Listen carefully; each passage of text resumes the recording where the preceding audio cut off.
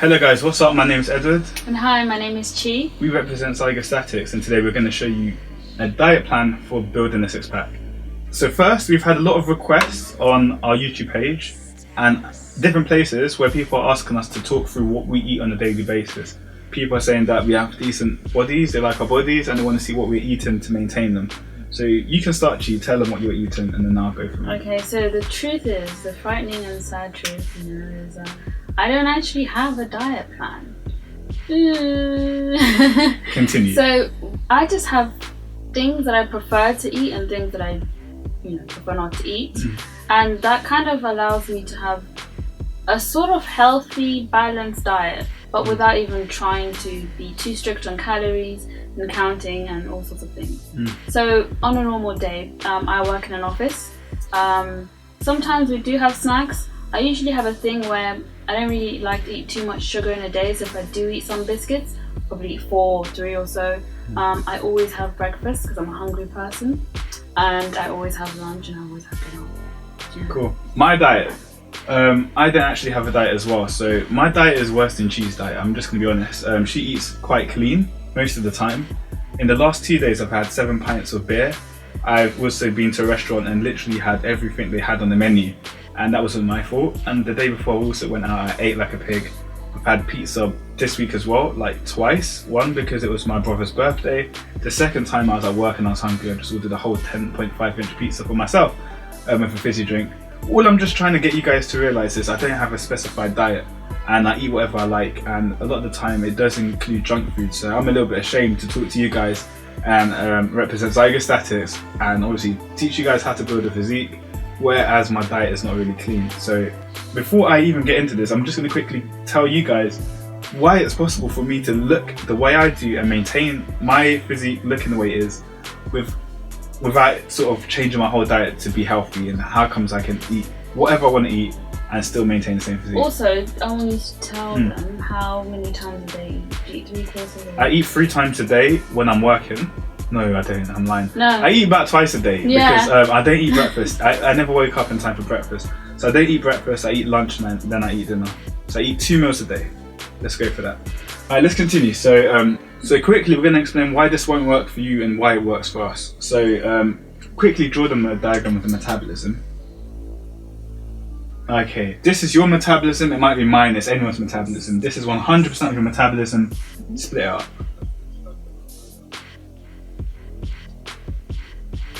Yeah. So all of this is your BMR.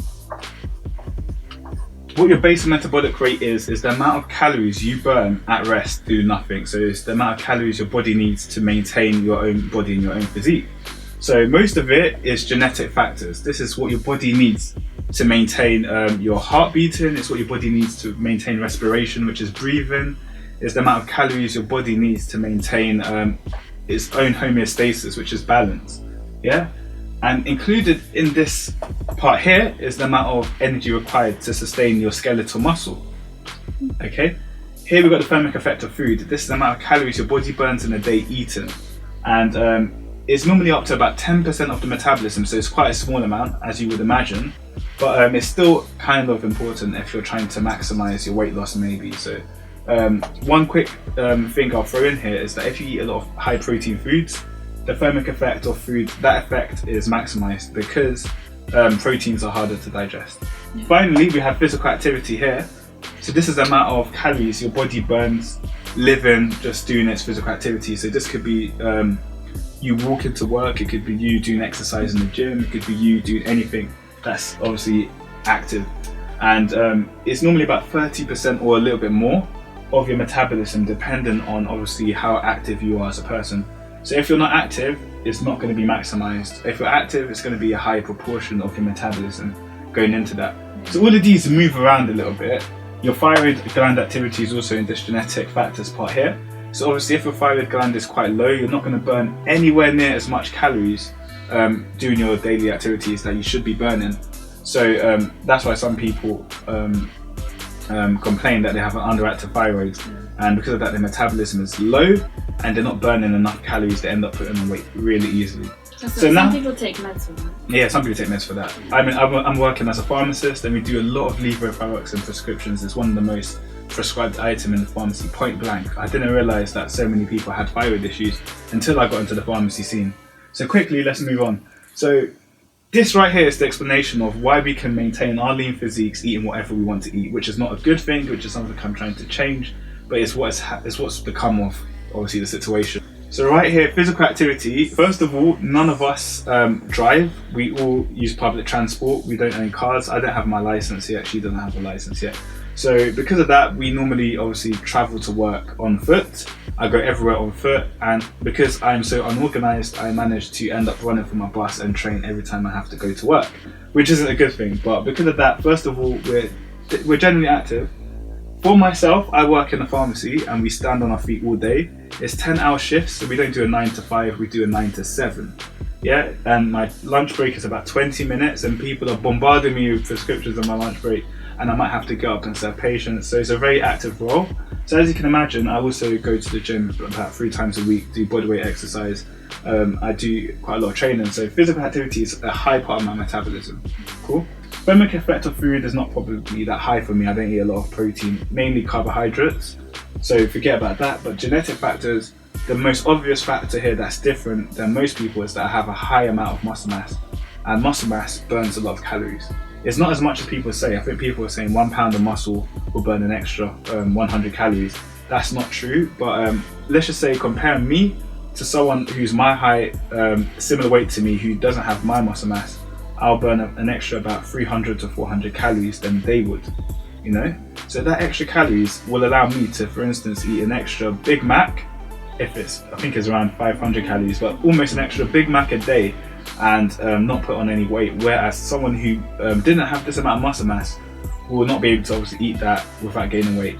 So in a week, if I can eat an extra 400 calories in a day and not put on any weight, in a week that's about an extra 2,800 calories I can consume that someone my size without the muscle mass wouldn't be able to consume without putting on almost a pound of fat, because 1 pound of fat has 3,500 calories in it.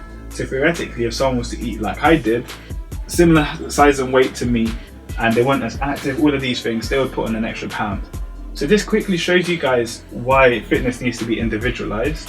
No one's going to have the same diet. There's no diet plan that's going to work for everyone. But you have to judge things according to your own lifestyle. It has to be yeah. If I'm driving, it might be a different story. If I was to eat what I'm eating now and I was working in an office and I was driving, I would probably be putting on a pound of fat a week doing what I'm doing at the moment. But literally at the moment I'm fine. And at times, even to sustain my weight, I'm eating junk foods every day, which isn't the right way to do it. Because there was a time when I was really busy with work. I was working 50 hours in the week, and my mum wasn't cooking dinner at that time. She was busy with work as well, and I was not waking up early enough for breakfast. And long story short, I ended up junking every time at lunchtime, which I had an hour to eat whatever I wanted to eat. And I had to decide, do I go to Sainsbury's and do I buy a small meal deal, which is only a sandwich and it's not going to fill me up, or do I go to the fish and chip shop, order myself this is the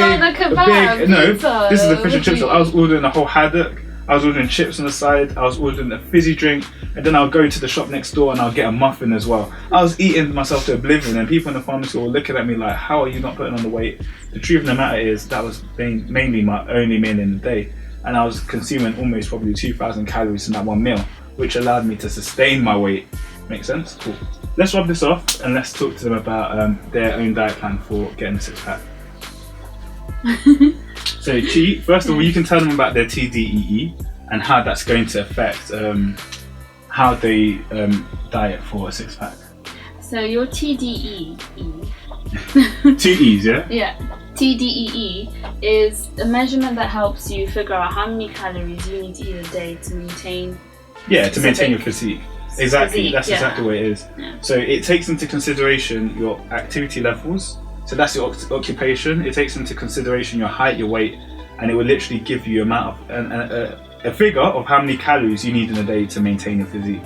So once you have that figure, let's just say just for our describing purposes, that's 2,300, sorry.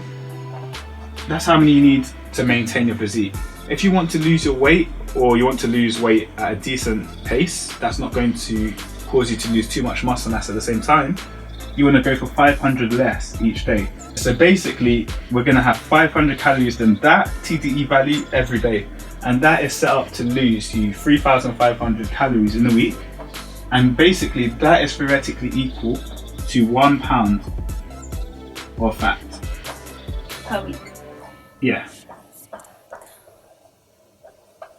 So this is literally how you'll build up a plan of how to lose weight for six-pack. So if you were to just take 500 calories away from a TDEE, that's going to cause you to lose a pound of fat a week. Make sense? Mm-hmm. Anything you want to add to? You can get any free TDEE calculations online. Calculators online, yeah. So literally, a pound a week doesn't seem that impressive to some people. However, if you're maintaining a good amount of protein in your diet, you're eating a good amount of protein in your diet, most of what you're losing will be fat, as long as you're also training as well. So what you want to do, in my honest opinion, is instead of going for maybe minus 1,000 calories each day, which might put some strain on your body, you might worsen your metabolism, because obviously you're going to reduce the thermic effect of food because you're not going to be eating a lot of food. If you're not physically active, that's going to obviously reduce your metabolism. And also, because of the way the body works, if it's not getting enough calories to maintain the basal metabolic rate, what happens is in your adrenal glands, your adrenal cortex, you end up having adrenaline secreted, and you have other glucocorticoids secreted. Now what these are going to do, these are going to stimulate two processes. It's going to stimulate fat metabolism. It's also going to stimulate muscle metabolism. Yeah. So what that means is once your body is stressed because you're reducing your calories too low, you're going to lose as much muscle mass as you are going to lose fat. And if you're really, really big, I can see why you might not care, because you just want to lose weight. But it's generally really important, especially since skeletal muscle is one contributing factor of your actual metabolism itself. So if you're losing skeletal muscle, your metabolism, is going to reduce regardless. Make sense? So if I was to lose my skeletal muscle, my metabolism is going to decrease because energy is needed to sustain the amount of muscle mass I have. What if someone doesn't know what skeletal muscle is? Skeletal muscle is the muscle you can see. Skeletal muscle, yeah? You also have other muscles in your body, like smooth muscle, which is in your lungs, it's in your heart, and that muscle contracts involuntary, so you can't control the contractions. However, I want to actually ask some scientists why I can do this. I can move the muscles in my in my intercostal muscles, and these are supposed to be smooth muscle. These are supposed to be smooth muscle, but some of them are skeletal muscle because when you breathe, you can see your ribcage expands. But when I breathe, I can still do that. So someone explain to me what's going on. Am I a freak of nature or what? Alright, let's continue. Let's continue. Okay, so so that's basically what you have to do.